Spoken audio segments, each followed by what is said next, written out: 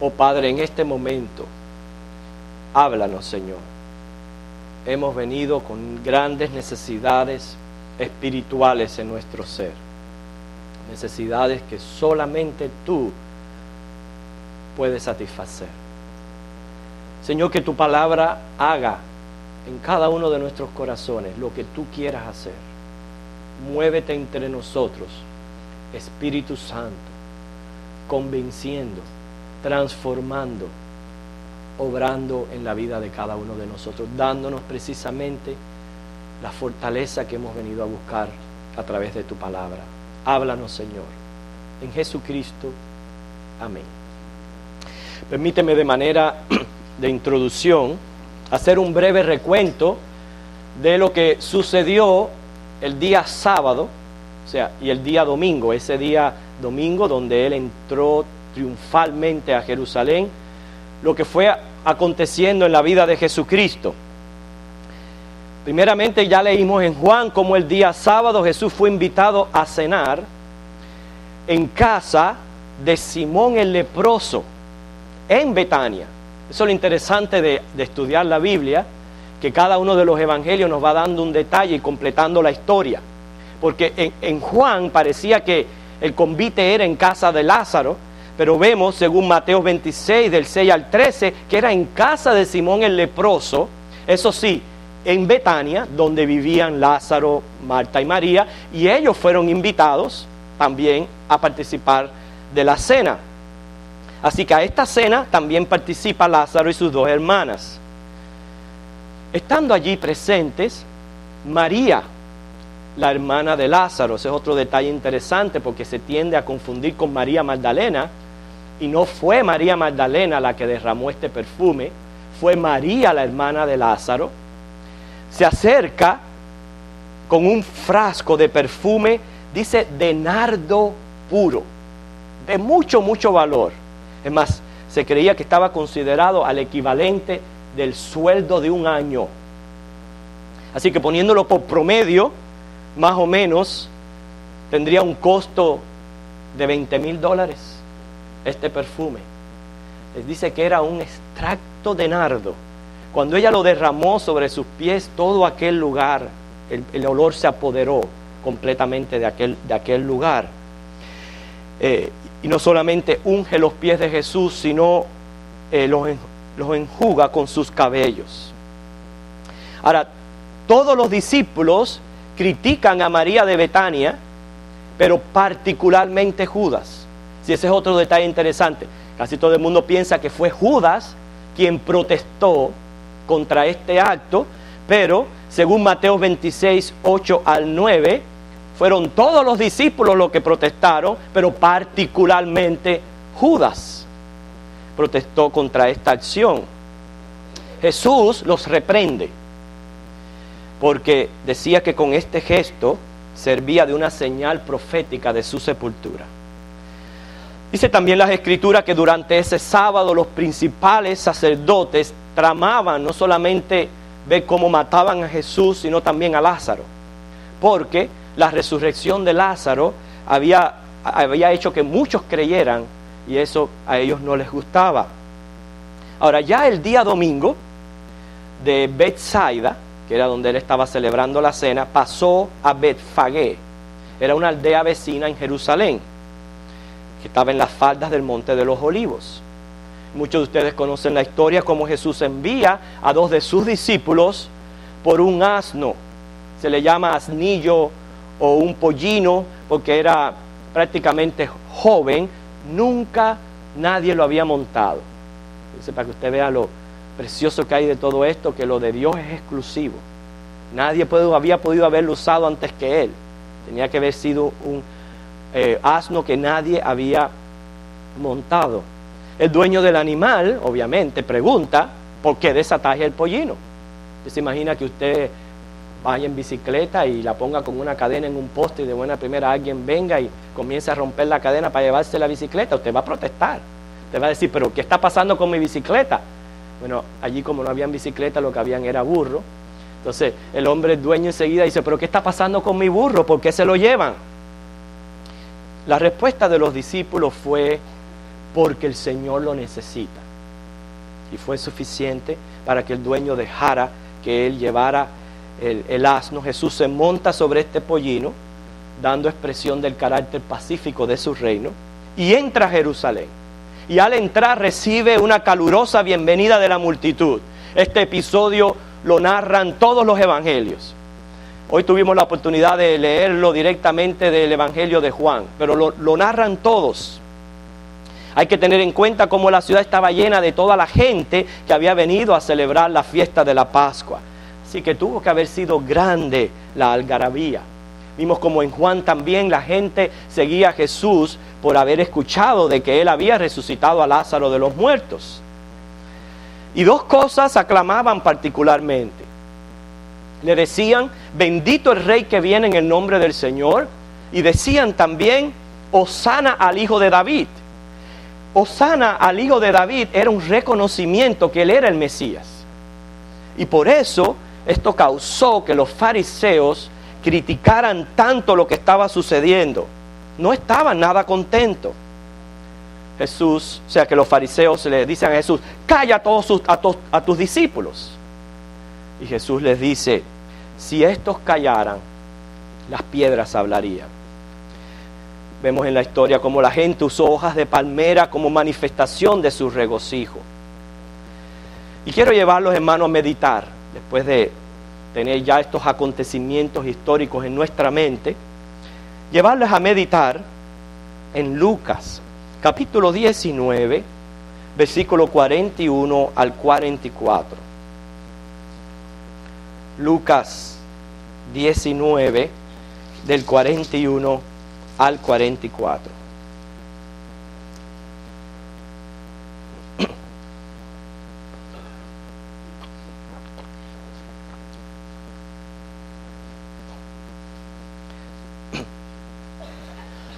Ya todos lo tienen, que puedan seguir con la vista. Dice así: y cuando llegó cerca de la ciudad, al verla, lloró sobre ella, diciendo: oh, si también tú conocieses, a lo menos en este tu día, lo que es para tu paz, mas ahora está encubierto de tus ojos. Porque vendrán días sobre ti cuando tus enemigos te rodearán con vallado, te sitiarán y por todas partes te estrecharán y te derribarán a tierra y a tus hijos dentro de ti, y no dejarán en ti piedra sobre piedra, por cuanto no conociste el tiempo de tu visitación. Vemos que Jesús llora por Jerusalén. ¿Por qué? En primer lugar, porque Él amaba Jerusalén. Jesús llora porque Él ama. Él amaba Jerusalén. Y en segundo lugar, porque se estaban cumpliendo profecías. No solo las que dice Zacarías 9:9, que detalla específicamente lo que estaba ocurriendo, pero también se estaba cumpliendo la llamada profecía de las 70 semanas, que encontramos en Daniel 9, del 24 al 27.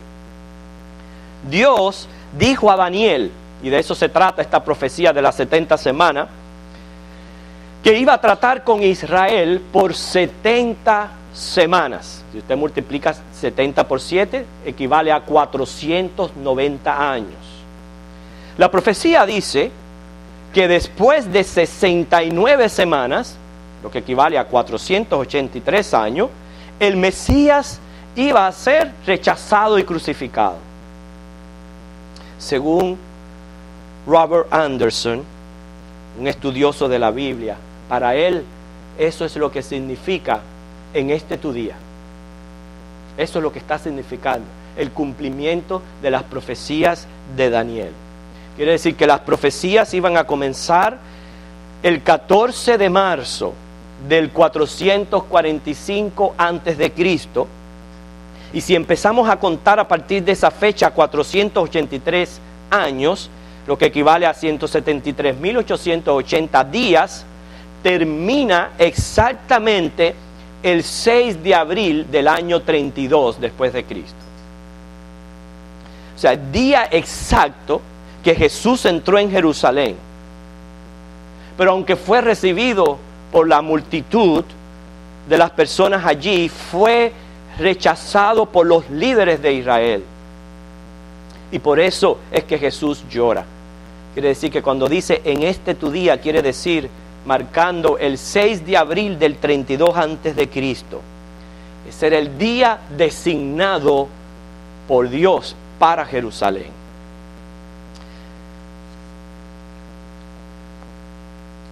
Dios también tiene un día para nosotros.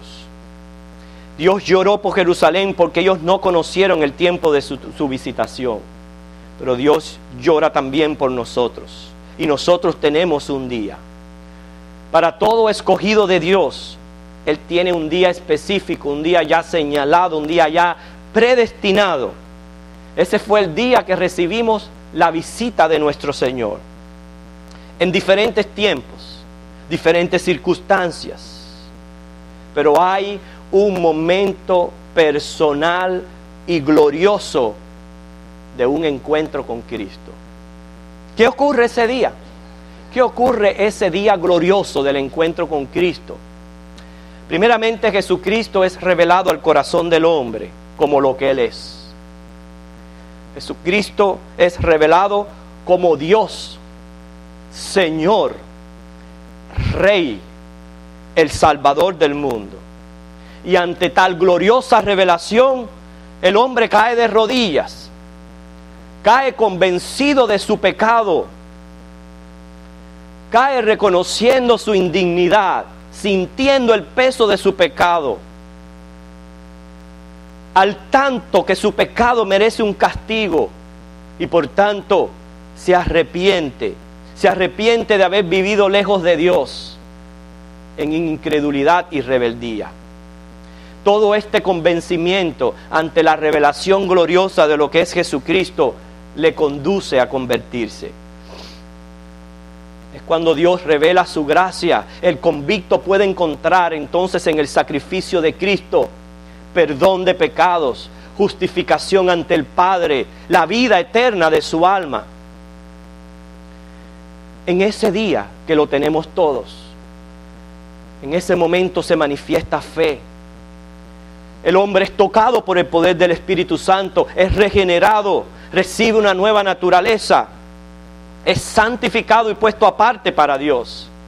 Pero aún mucho más, es sellado por el Espíritu Santo, es guiado por Él y preservado por el poder del Espíritu de Dios. Ese día que Dios tiene para todos los escogidos, recibimos testimonio firme que uno es hijo de Dios. Y entonces uno queda tranquilo en la seguridad de su salvación y espera con paciencia el día de la total redención de cuerpo y alma. Pero muchas otras cosas suceden en ese día glorioso, porque ahora sabemos que ya pertenecemos a la familia de Dios, pertenecemos a los que vamos a salir triunfantes y victoriosos de esta vida. Pertenecemos a los herederos del reino y a los que vamos a vivir eternamente en el paraíso que Dios tiene preparado para sus hijos. Yo les pregunto, hermano, ¿no es glorioso lo que ocurre ese día? ¿No es glorioso? El día que el Señor nos visita y Él nos revela lo que Él es y trae a nosotros todo este convencimiento. Claro que el día de nuestro nacimiento espiritual es glorioso. Porque sin el nacimiento espiritual, dice la palabra, que ninguno verá ni entrará en el reino de los cielos. Todo esto ocurre ese día que Dios tiene señalado para sus escogidos, desde antes que naciera. Ese es el día que Cristo hace su entrada triunfal en el corazón del creyente. Pero estamos hablando de manera general lo que ocurre en todos los creyentes. Pero hermanos, un día Cristo entró triunfante en mi corazón. Yo recuerdo ese día. Mi día, el día de mi visitación, fue el 15 de octubre del 1989. Y es un día inolvidable para mí. Un día marcado. Y yo sé que usted también recuerda su día. ¿Sí? ¿Cuántos de aquí recuerdan su día? Pueden señalar con fecha. Recuerdan su día. ¿Por qué este día es tan importante? Nos deja marcados. No es un día como otro cualquiera. El día en que Cristo nos visitó.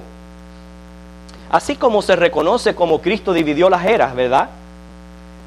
Antes de Cristo, después de Cristo. O sea que prácticamente Cristo marcó la historia. Antes de Cristo, después de Cristo. También así fue dividido nuestro tiempo. Lo que éramos antes de Cristo y lo que somos después de Cristo. Y vamos a meditar un poquito, porque estoy seguro que en mi experiencia puede ser la experiencia de muchos de ustedes. Antes de Cristo, ¿cómo éramos? ¿Qué hacíamos? Bueno, yo considero que primeramente la vida carecía de propósito alguno. ¿Ok? No había un verdadero gozo. Se sentía un gran vacío interior. Uno iba de aquí para allá, dando tumbos, tratando de hallar satisfacción, pero sin resultado alguno. Probando esto, aquello, pero más bien confundido, desesperanzado. Más bien antes de Cristo uno se hundía más y más en el pecado, envuelto en mentiras, en engaño, en inmoralidades, en fraudes, en vicios, en idolatría, dominados por orgullo. Era un problema tras otro, sin consuelo alguno. Cuántas desilusiones se sufría, engaños, traiciones, por todo lo que puede ofrecer el mundo de tinieblas. Antes de Cristo yo era un gran necio que no quería reconocer ni creer en Dios. Estaba ciego, completamente ciego ante la realidad de la vida y la muerte. Sordo ante la palabra de Dios. Pudiera decir un muerto vivo, un hueso seco, un cuerpo respirando, pero más bien un alma sin vida. Así éramos antes que llegara ese día. Pero Cristo vino y marcó nuestra era, nuestra existencia. Después de Cristo, ¿cómo somos ahora que estamos en Cristo? No hay que responder de una manera muy personal, pero yo comienzo diciendo que no cambio un solo segundo, y si pudiéramos encontrar un tiempo más pequeño que el segundo, no lo cambio un segundo de mi vida en Cristo por nada de lo que pueda ofrecer el mundo. No lo cambio. Porque como soy ahora, soy feliz. ¿Y por qué soy feliz? Porque Cristo está viviendo en mí. Por eso soy feliz. ¿Se sabe por qué soy feliz? Porque ahora gozo de vida eterna, que antes no la tenía. Soy feliz porque Cristo ha librado mi alma del castigo del infierno. Siento paz porque Cristo me ha reconciliado con Dios. Siento también seguridad porque le creo a las promesas de Dios. Ya no ando confundido. Ya no le tengo que temer a la muerte. Quiero confesarles, yo sí le tengo temor a morir, pero no a la muerte. ¿Usted sabe lo que le ocurrió a un hombre que estaban en un culto un domingo por la noche, en una pequeña asamblea? Y el pastor estaba predicando acerca del tema de la vida y la muerte. Muy bonito su tema, al final del sermón, con mucha emoción, muy motivado. Les dijo a los hermanos, ¿quiénes de los que están aquí están listos para irse con el Señor? Muchos levantaron la mano, pero él todavía más motivado. Dice, no, ¿quiénes de los que están aquí están listos para irse al Señor? Pasen al frente.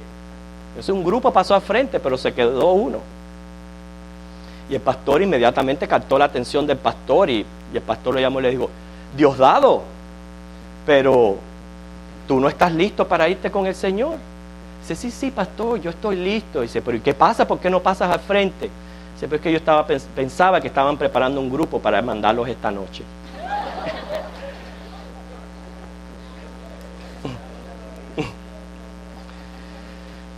Pero qué glorioso que aunque le tememos a la muerte, y muchos de ustedes podrán decir, yo no le temo a la muerte, y llenarse mucho de vigor, pero basta que le dé un dolor de cabeza para que corra para una aspirina. Eso es señal que le teme a la muerte. Pero aunque le tememos morir, ¿ok?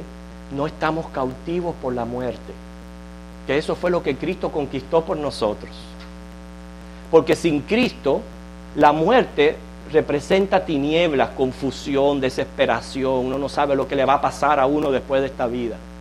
Pero como con Cristo ya tenemos todo eso seguro, aunque podamos temerle a la muerte, ya no somos cautivos de la muerte. Y eso es gracias a lo que Cristo ha hecho en nosotros. Pero podemos mencionar otros privilegios que tenemos después de Cristo. Después de ese día que Él me visitó, tenemos otros privilegios como luz para entender las Escrituras. Algo que antes no teníamos.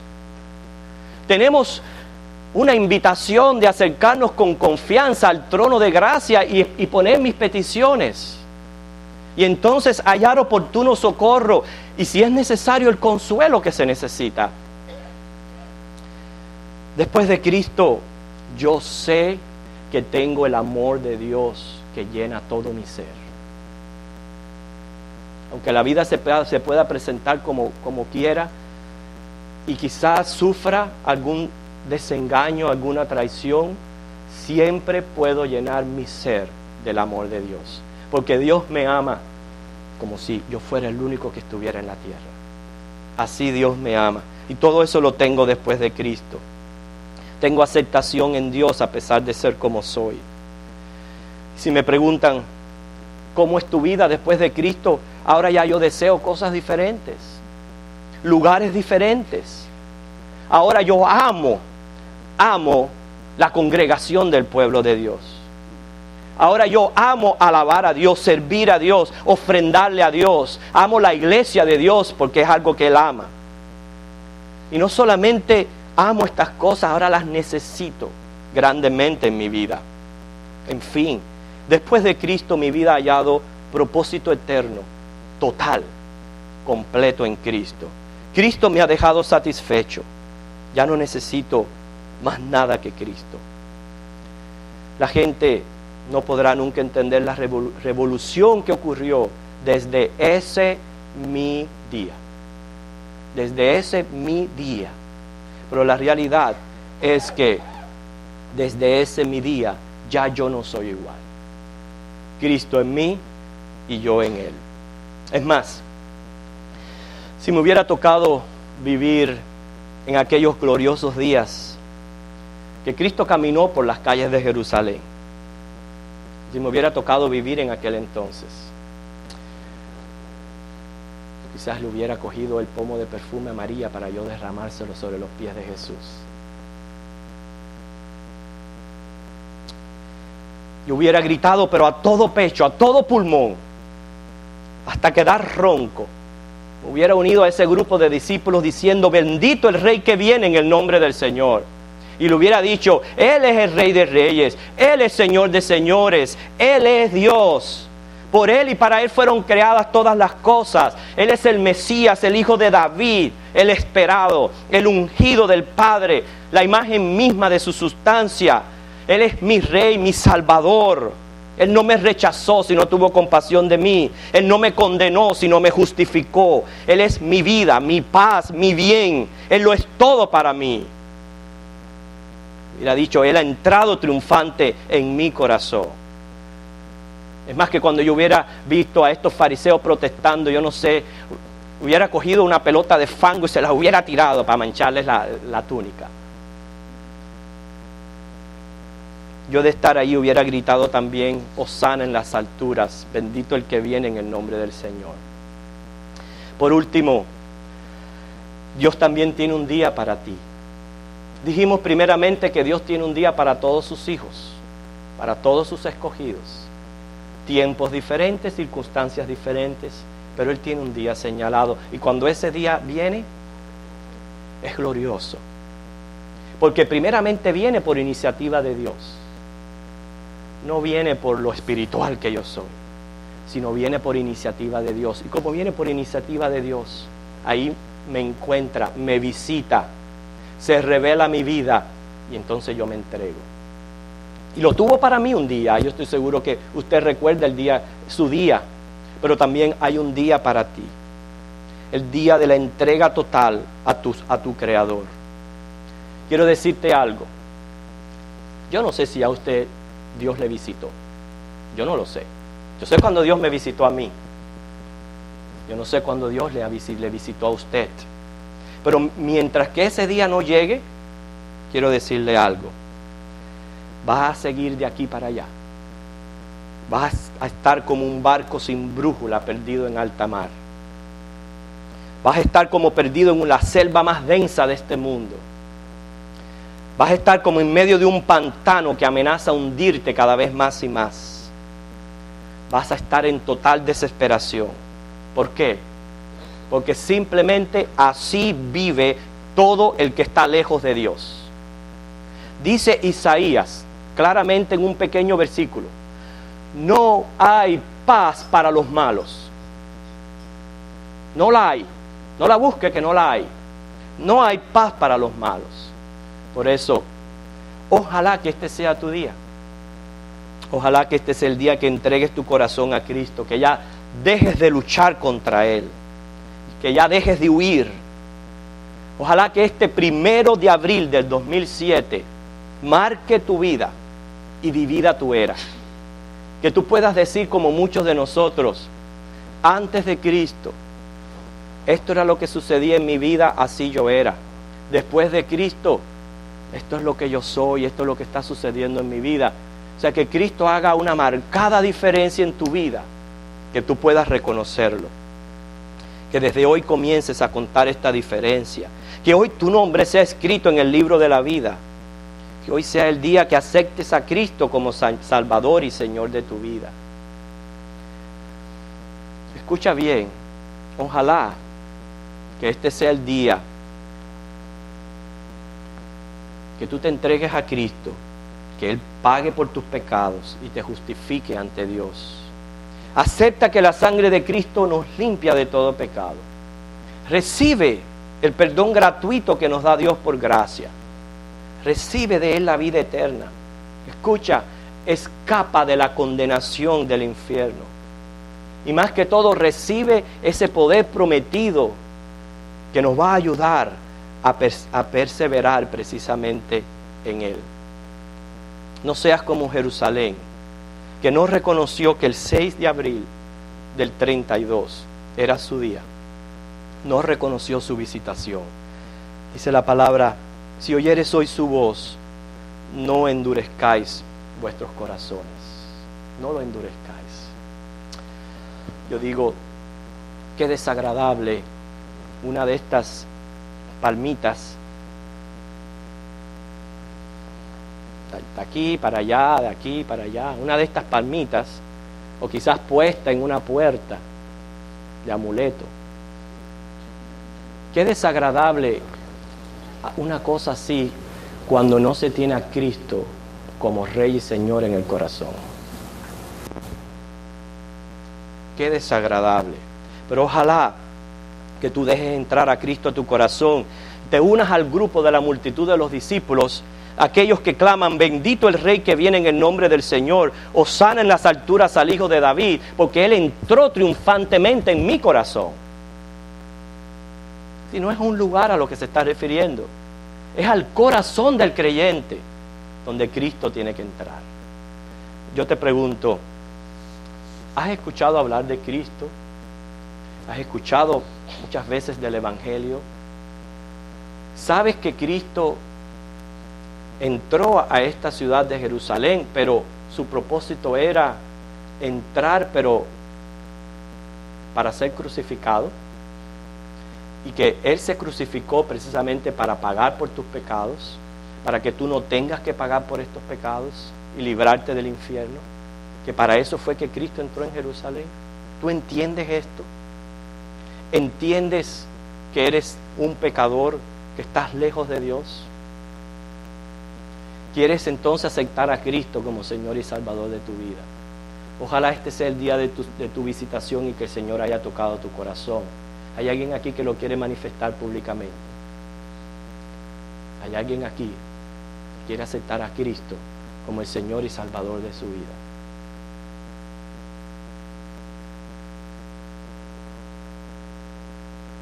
No insisto, ¿sabes por qué? Porque este es un día que Dios tiene preparado ya para ti. Es un día. No necesariamente tiene que ser hoy.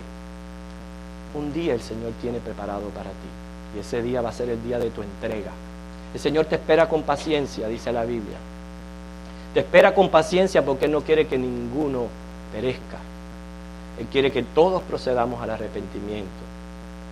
Solamente con esto termino, mi hermano.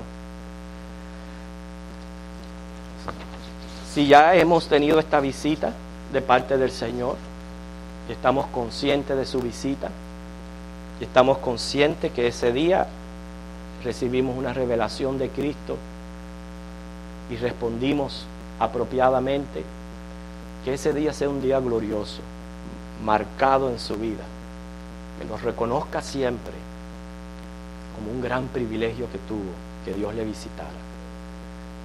Y a los que no, hermanos, a los que todavía no han reconocido esa visita, dice claramente la palabra de Dios: no endurezcas el corazón, no lo endurezcas. Cuando el Señor te habla, te va a seguir hablando, va a llegar el momento que va a requerir que tú te rindas a Él, reconoce ese día, recíbelo, y entonces va a ocurrir en tu vida lo que ocurre a nosotros los cristianos, que dice la Biblia: si estos callan, las piedras hablarían, porque no hay un discípulo que pueda quedarse callado, y no hay un discípulo que no pueda, que retenga dentro de sí el expresarle a Dios la gratitud en alabanza y canto. Por eso vamos a despedir este culto con un precioso canto, pero antes déjenme orar. Queremos elevar ante ti acciones de gracias, Señor, porque tú el 6 de abril del 32 entraste a Jerusalén, lloraste por Jerusalén, porque no reconocieron el día de tu visitación. Y vemos, según la historia más tarde, Señor, cómo tu palabra se cumplió y no quedó piedra sobre piedra. Primeramente, la multitud de tus discípulos aquí presentes, te damos gracias, Señor, porque tú nos visitaste. Y ese día fue un día glorioso, que no olvidemos, que no dejemos de ser agradecidos, Señor. Que no dejemos, Señor, de bendecirte, porque eres nuestro Rey. Yo te quiero pedir que sigas con misericordia y paciencia tratando con cada una de las personas aquí presentes, Dios, para que también puedan gozar de ese día donde un cambio drástico ocurra en ellos, Señor, que los deje marcados para siempre. Eso solamente lo reconocen los que han nacido de nuevo, Dios. Así que te pedimos que tu Espíritu Santo traigas este convencimiento, los jóvenes aquí presentes, pero también los adultos que aún no entregan su corazón a ti. Señor, haz con tu palabra lo que tú quieras hacer en esta tarde. Lo pedimos en Jesucristo. Amén.